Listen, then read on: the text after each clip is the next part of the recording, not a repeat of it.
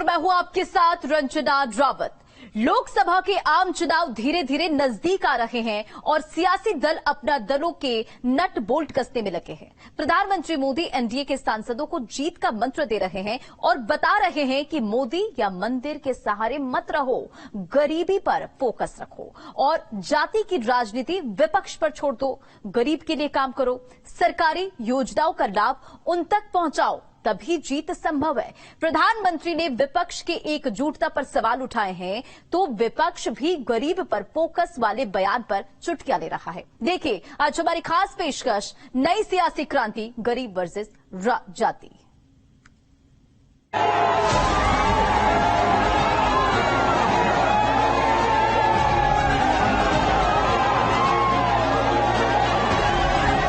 जो पसमंदा मुसलमान भाई बहन हैं, वे कष्ट में गुजारा करते हैं। उन्हें आज भी बराबरी का हक नहीं मिलता।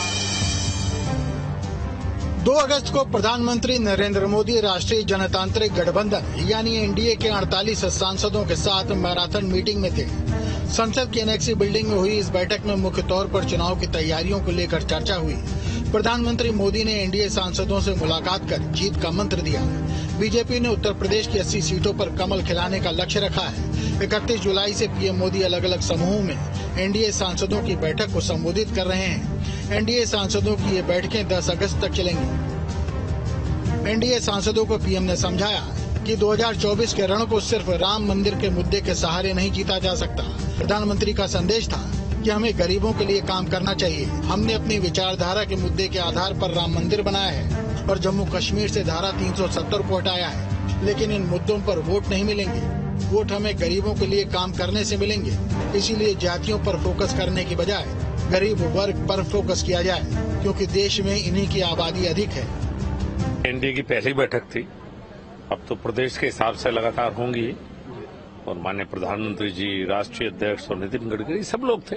जब इतने वरिष्ठ लोग हों तो राजनीति की बातें भी होंगी, भविष्य की बातें भी होंगी और कैसे एनडीए मजबूत हो, भारतीय जनता पार्टी मजबूत होकर भविष्य में कैसे हो, उसके बारे में सब विस्तार से बातें हुई हैं। सबसे आपस में चर्चा, विचार विमर्श, खाना, अनौपचारिक बातचीत आप कह सकते हैं। करीब 1 घंटे तक चली बैठक में पीएम ने सांसदों को सलाह दी कि केंद्र सरकार ने आम लोगों के लिए कई कल्याणकारी योजनाएं शुरू की हैं। बीजेपी शासित राज्यों में तो इन योजनाओं का प्रचार प्रसार हो रहा है, लेकिन गैर बीजेपी शासित राज्यों में राज्य मशीनरी की मदद के बिना इन योजनाओं का लाभ जनता को दिलाना हमारी जिम्मेदारी है।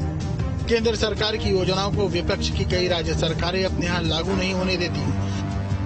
अगर ये योजनाएं लागू होती भी हैं, तो उन्हें रफ्तार नहीं पकड़ने दी जाती, क्योंकि ये लोग सोचते हैं कि अगर उनके राज्यों में गरीबों को केंद्र की योजनाओं का लाभ मिल गया तो उनकी सियासत कैसे चलेगी। मोदी ने कहा कि सरकार के 9 साल पूरे होने पर जो जनसंपर्क अभियान चलाया जा रहा है, उसे लगातार आगे बढ़ाना है और पूरे जोश के साथ काम करना है, क्योंकि चुनाव में अब कुछ ही महीने बचे हैं। देश की जनता और देश का मतदाता बहुत जागरूक है और पिछली सरकारों में, यूपीए की सरकारों में क्या काम सरकार ने किया और आज एनडीए की सरकार ने क्या काम 9 वर्षों में किया है, इसका तुलनात्मक अध्ययन देश की जनता और मतदाता करते हैं।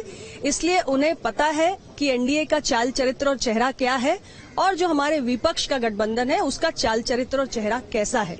और इसीलिए हमें पूरा विश्वास है कि हम अपने कार्यों के आधार पर एक बार फिर देश को आगे लेकर जाने में सफल होंगे। प्रधानमंत्री ने अपने सांसदों को बताया कि एनडीए की विचारधारा नेशन फर्स्ट, प्रोग्रेस फर्स्ट है। हमने संकल्प लिया था कि देश की गरीबी को गरीबों की ताकत से ही हराएंगे।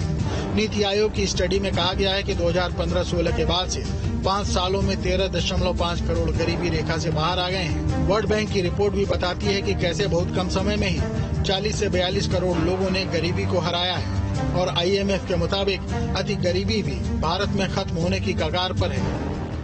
मुझे प्रधानमंत्री जी का आशीर्वाद मिला, मार्गदर्शन मिला कि किस तरह से एनडीए धर्म को भारतीय जनता पार्टी ने निभाया है और आज भारत का भविष्य एनडीए के हाथों में सुरक्षित है।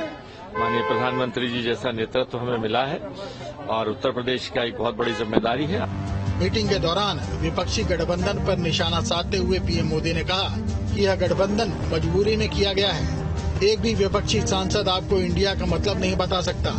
जनता देख रही है कि ये पार्टियों क्यों इकट्ठा हो रही है, किस तरह छोटे छोटे स्वार्थ के लिए मूल्यों और सिद्धांतों से समझौता किया जा रहा है। मोदी ने कहा कि विपक्ष ने चोला बदला है, चरित्र नहीं। यूपीए के दामन पर कई दाग हैं, इसलिए उसे नाम बदलना पड़ रहा है। 140 करोड़ देशवासी सब देख रहे हैं। वे जानते हैं कि ये स्वार्थी विपक्ष क्यों जुटा है। ये गलबहियां मिशन नहीं बल्कि मजबूरी है।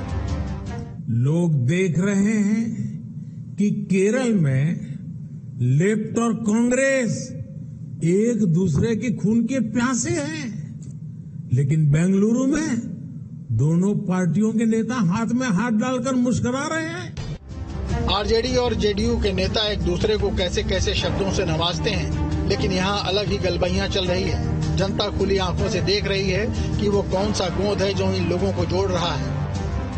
हर वर्ड के बाद एक डॉट है, तो इतने सारे धब्बे हैं। हर शब्द के बाद एक दाग है। एक दाग के बगैर ये कंप्लीट ही नहीं हो सकते। तो ये बहुत सही कहा यशस्वी प्रधानमंत्री मोदी जी अगर कहे हैं तो ये बात पूरा विश्व जानता है। आज विश्व के सबसे बड़े नेता ने अगर ये बात कही है तो सोचिए ये बात कितनी बड़ी सत्य है। अब बात विपक्ष की जातीय राजनीति की करें तो उत्तर प्रदेश में पिछड़ा वर्ग के मतदाता 42 से 45% तक है। दलित वोटर्स 21 से 22%, सवर्ण 11 से 20% और मुस्लिम 18 से 20% हैं। जाटों की बात करें तो उनकी संख्या 2% के करीब है। जाति, धर्म और उपजातियों पे काम करने वाली पार्टियां आज अपने सांसदों को उपदेश दे रहे हैं कि गरीबी के लिए काम करो। अगर आपको गरीबी के लिए काम करना है तो आपको किसने रोका है? जाति के नाम पे कौन राजनीति कर रहा है? हरियाणा किसके नाम पे चल रहा है? धर्म के नाम पे? मणिपुर किसके नाम पे चल रहा है? ओबीसी वोटर्स पर समाजवादी पार्टी अपना दावा ठोंकती रही है, जिसमें यादवों की मौजूदगी भी सियासत में अहम रही है। ये चर्चा भी तेज है कि फूलपुर से बिहार के मुख्यमंत्री जेडीयू के नीतीश कुमार चुनाव लड़ सकते हैं, क्योंकि नीतीश केंद्र की राजनीति में जाना चाहते हैं और फूलपुर सीट इसके लिए मुफीद मानी जा रही है, क्योंकि यहाँ कुल करीब 20 लाख मतदाता हैं, जिनमें सबसे अधिक भागीदारी कुर्मी यानी पटेल मतदाताओं की है और नीतीश कुमार भी कुर्मी बिरादरी से ही आते हैं। फूलपुर का इतिहास रहा है कि पटेल मतदाताओं ने जिसका समर्थन कर दिया उसकी जीत की संभावना बढ़ जाती है। यहाँ से अब तक 9 बार कुर्मी बिरादरी के सांसद बन चुके हैं। नीतीश कुमार अगर फूलपुर से चुनाव लड़े तो कुर्मी के साथ ही यादव और मुस्लिम मतों के सहारे उनकी राह आसान हो सकती है और इससे यूपी और बिहार दोनों ही राज्यों में करीब 20 सीटों पर विपक्ष को लाभ मिल सकता है।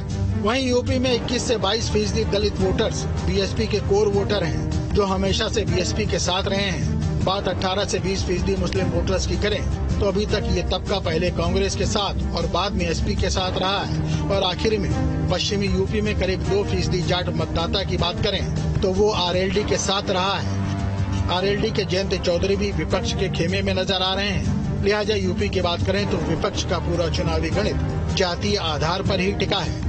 हो चुका है। तो जो देश के प्रधानमंत्री जी जब जातिवाद की बात करते हैं तो हम देखते हैं उत्तर प्रदेश से भारतीय जनता पार्टी में साथ में उनके संजय निषाद हैं, ओम प्रकाश राजभर जी हैं, अनुप्रिया पटेल जी हैं। ये कौन सी गरीबी की बात करते हैं? ये सब भी जातीय दल हैं जो जाति राजनीति करते आ रहे हैं। तो समाजवादी पार्टी अपने मुद्दों पे काम करेगी। देश के प्रधानमंत्री जी को बार बार बताना पड़ेगा कि बेरोजगारी का क्या हुआ, महंगाई का क्या हुआ, गरीबी मिटाने का क्या हुआ। इस तरह से प्रधानमंत्री जी ने ये बात कही है।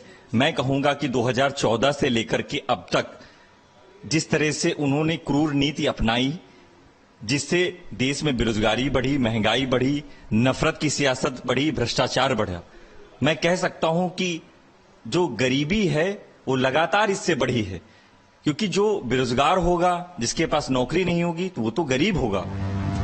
यही वजह है कि 24 में बीजेपी को सत्ता हासिल करनी है तो यूपी को जीतना जरूरी है और इसलिए प्रधानमंत्री ने अपने सांसदों को सलाह दी है कि जातीय आधार पर चुनाव न लड़ें, बल्कि गरीबों पर फोकस करें जिनकी आबादी भारत में सबसे अधिक है। जी न्यूज स्टेट।